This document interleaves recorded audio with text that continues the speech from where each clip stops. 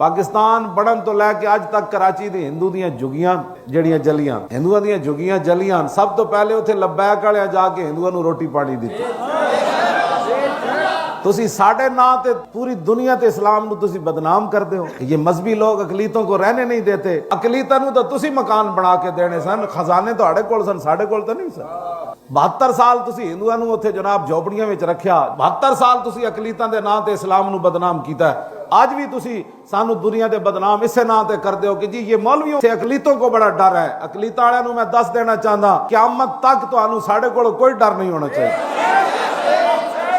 गुंडन कदी इस्लाम दे नां ते गैरां कोल पैसे खांदे ने, इस्लाम आ रहा रोको इन्हां नूं, पैसे दो सानू, लबैक वाले तो इस्लाम लियाना है, कितने पैसे खाओगे?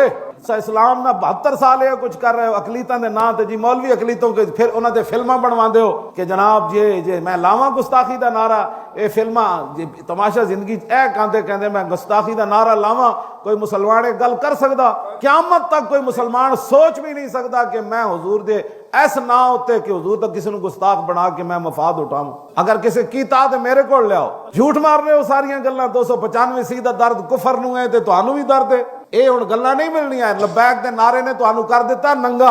ਕਰੋੜਾਂ ਰੁਪਏ ਦਾ ਖਰਚਾ ਸੀ 2 ਨਵੰਬਰ ਕਾਨਫਰੰਸ ਦਾ, ਰੁਪਈਆ ਸਾਡੀ ਜੇਬ ਵਿੱਚ ਇੱਕ ਵੀ ਨਹੀਂ ਸੀ। ਮੈਂ ਆਖਿਆ ਜੀ ਹੋਣੀ ਪੈਸੇ, ਮੈਂ ਆਖਿਆ ਪੈਸੇ ਜਿਨ੍ਹਾਂ ਦਾ ਕੰਮ ਹੈ ਹੋ ਜਾਣਨ। ਤੁਹਾਨੂੰ ਪਤਾ ਹੋਣਾ ਚਾਹੀਦਾ ਅਸੀਂ ਇਲੈਕਸ਼ਨ ਵੀ ਬੇਸਰੋ ਸਮਾਨੀ ਚ ਲੜਿਆ ਔਰ ਦੁਨੀਆ ਨੂੰ ਦੱਸ ਦਿੱਤਾ ਕਿ ਪਾਕਿਸਤਾਨ ਵਿੱਚ ਇੰਜ ਵੀ ਹੋ ਸਕਦਾ।